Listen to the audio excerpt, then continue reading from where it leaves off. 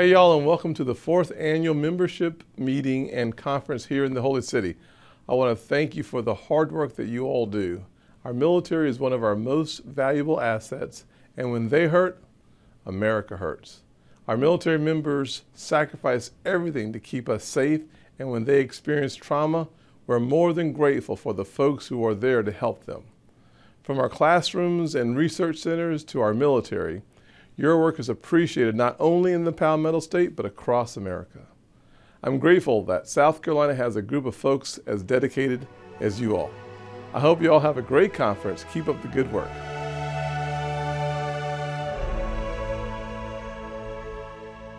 Welcome to Charleston. My name is Jim Livingston, and I'm a recipient of the Medal of Honor. I'm a retired Major General from the Marine Corps. And let me tell you, you're going to have a very good time here in Charleston. The Holy City is a wonderful place, and I hope you enjoy the sights, the sounds, and the events going on in the Holy City. It's very special, so enjoy all of them. What I'd like to do is thank all of you for what you're doing. This is a very important conference, and with my time in the Marine Corps, I've had a lot of experience with medicine in the military, particularly the Navy and the Marine Corps. I've had 34 years in the Marine Corps. I've had 3 trips to Vietnam. I was there in 63 and 4, 67 and 68 during the Tet Offensive, and that's when I got wounded. And in 74 and 75, I was involved with the evacuation of Saigon. And the medical field is so important. I'll give you for an example. During the Battle of Dido, where I received the Medal of Honor, we had 87 killed in action, 296 medevacs, and 161 that were not medevaced. Every man in my company had basically three Purple Hearts. So that tells you the tempo of operations. And particularly, folks, if we get in a very high intensity war in the future, we got to have outstanding medical support. That's the only way we're going to keep our force ready to fight. And your job is nothing other than to create medical capabilities where the force can fight and win. Think about that. You're very important to the quality of life, but you're very important to the readiness of the force. And it's very important that you're innovative, you're smart, you can do it inexpensive to the extent you can, but take care of the troops. This is all about taking care of the troops. And let me encourage you to focus on taking care of the troops. And what are the big issues with the troops?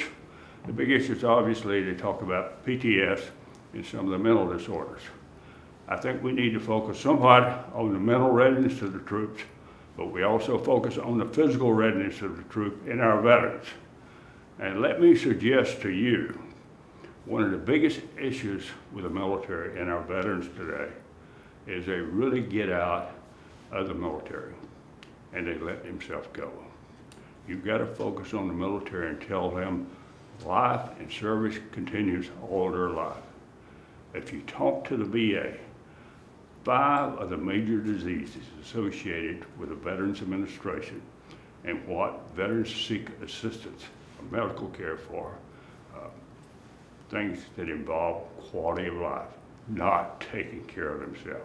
Being overweight, heart problems, diabetic problems, and all these type of problems. 5 diseases account for about 75 to 80% of the work that is accomplished at the VA.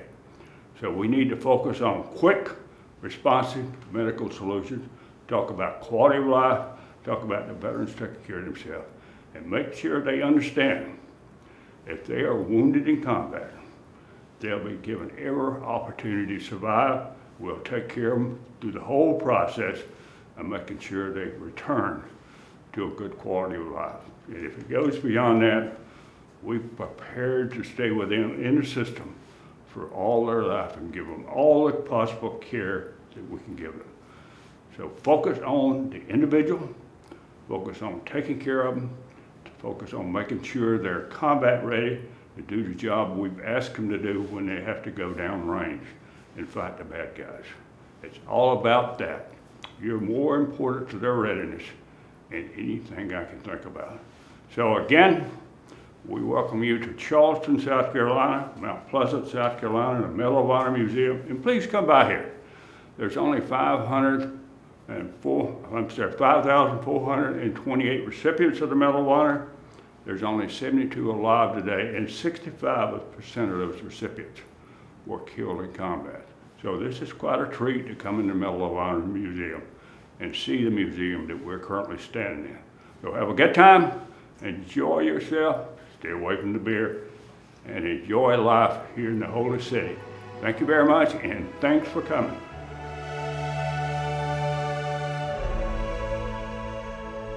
It's an honor to be able to introduce my husband, Cleve, to all of you wonderful people in the research field, making a difference for our troops today, because I've been in the hospital with my husband. We've been married 52 years, and I spent over 2.5 or 3 years in and out of the hospital with him. So I know a lot about the difference many of you are going to make in the lives of our combat veterans coming home with significant injuries from combat. As I've studied my husband these past 52 years, I thought, what makes Cleve McClary different from some Vietnam veterans I've met that have become very bitter? And he's only become better. I've decided it's his attitude of gratitude. Cleve is so grateful for what he has left, he's never complained about what's been taken away. He said, honey, I know this hand's not too pretty to look at. He'll tell you in a little while, he threw his hands up when the first blast, the satchel charge, came in to try to save his eye. The left eye was enucleated, the left arm amputated, the one hand remaining caught all of that hot burning metal shrapnel, pulling this hand into one big burned piece of flesh. And he said, but I've got one eye that I can appreciate the beautiful creation outside and all of you beautiful people in this room listening to this tape today. That's the difference an attitude of gratitude can make. Notice when he speaks how badly deformed that hand is. You better believe we thank God for you doctors and you surgeons. I get very emotional because Dr. Sig Sanson was a Navy doctor, devoted his life to the Vietnam veterans, spent a lot of hours with my husband because he opened that hand up and gave Cleve the use of 2 fingers.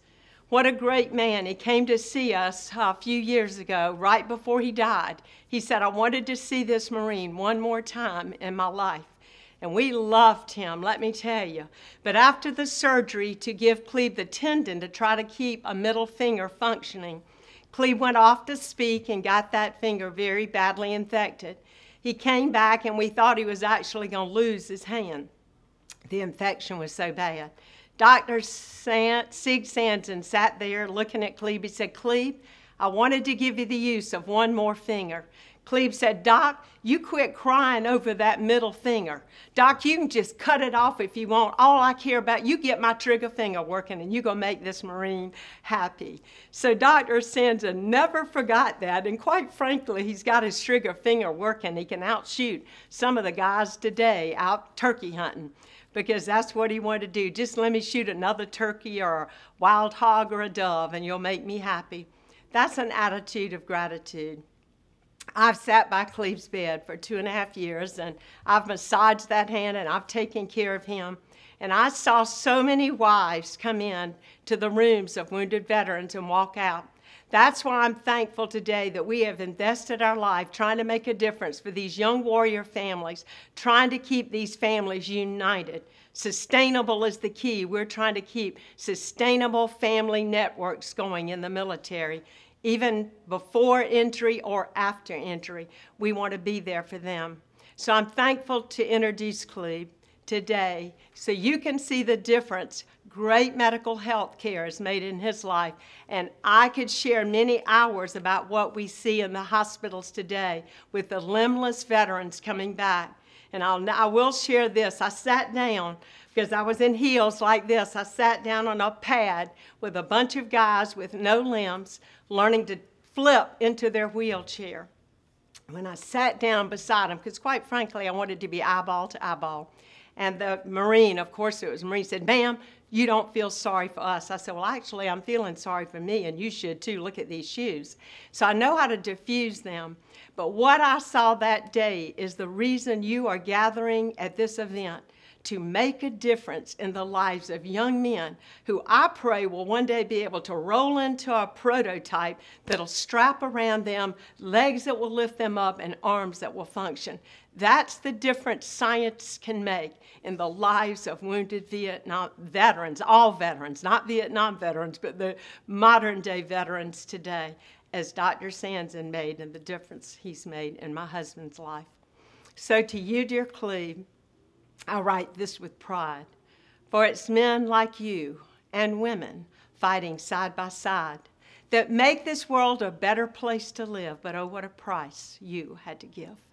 From hippies and yippies and draft dodgers too, I'm sure it made fighting lonely and blue. We can't replace your eye or your hand or the miserable days you had in the hospital in Japan. But one day there will come on this lonely shore our Savior so great, who will say, "Suffer no more."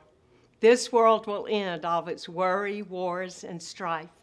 And to you, my dear Cleve, we're going to celebrate our eternal life. My hero, Cleve McCleary. Thank you, baby. Thank you all for being here, and thank you for what you do, and welcome to South Carolina. I grew up about 60 miles north of him. My family's been here since 1700s. They landed, a lot of them with Lafayette during the Revolution outside of Georgetown. George Washington stayed with my family 3 days in 1791. I wasn't there then, but anyhow, welcome to South Carolina. It's good to be with you, I guarantee you. The Lord had a plan and a purpose for my life, and I want to thank Him for sparing my life.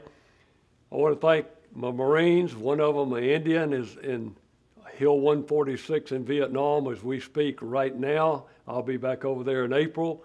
And if it hadn't been Marines that really care about each other, I had 2 dead and 11 wounded out of 13 on a recon team, and 8 of them were their first patrol, had never been in the bush. And I really tried to get them to leave me. I was blown all arm off, eye out, leg shot up, looked like hamburger meat, hand all blown up, shot through the neck. And I really wanted him to leave me. And Chief came back over and said, "Lieutenant, we don't leave anybody. You coming with us." And he threw me on a chopper. I wouldn't be here today. So the Lord had a purpose, a plan for my life. Chief threw me on that chopper, and my wife gave me a want to and a will to live. And I really appreciate that. In Japan, things got a little tough there. There were about 600 amputees. I was blown all to bits. An athlete came by, and you didn't see this in Nam. It's the only time I saw it in 3.5 years in a hospital. Now you see it all the time, thankful. And I hope people don't get too important and too busy that they don't go and sign a football and give a jersey and sign a picture and thank them for what they've done. But at that time, the only one that came was Billy Casper, a golfer. I didn't know golf from water polo, but he came to the hospital in Japan. They told him not to come to my bed. I wasn't going to live anyway. But he came over and stood there and said, "I love you, I'm praying for you, God's got a plan for you, and don't give up." Man, that slap in the face, thanks, I needed that. And it kept me on, keeping on. And then I got back. It started with a corpsman, which my corpsman from Dearborn, Michigan, later took his own life, but that night he was blind and deaf from stress. It was first patrol. Came to and tied my arm off, tried to tie my leg off. I kicked him away. If he had, they would have taken probably both legs off. But it didn't happen. But anyway, the corpsman and the treatment I had starting on that hill that night, Marines don't want to go out there without them. Sean did a super job and saved a lot of lives. Then we get to the hospital, and it's just unbelievable what you folks do. 44 operations, counting last week, about 3.5 years in the hospital. I owe you so much. I wouldn't be here today, and a lot of our servicemen wouldn't be here. And you know, a lot of them come back today from Afghanistan, Iraq, and all.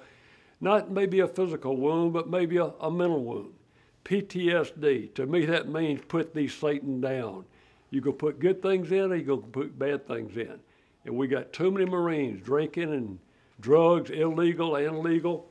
And the things they hear, you answer the phone and they tell you to dial 911 and you're going to commit suicide. Nobody wants to kill themselves. There are a lot of people that want to kill their pain. We've got to get more positive with our message and say it's a great day to be in Charleston. It's good to be alive. Tomorrow's going to be a better day. Give them hope. Don't start all that negative stuff that we're doing. We've got to turn that around. You put good things in, you get good things out. I hope you all have a great conference. You'll enjoy Charleston. It's the #1 city, 100 a day moving in here right now. #1 tourist attraction in the world right now, and great friendly people and good food. God bless you, and thank you for letting us be with you.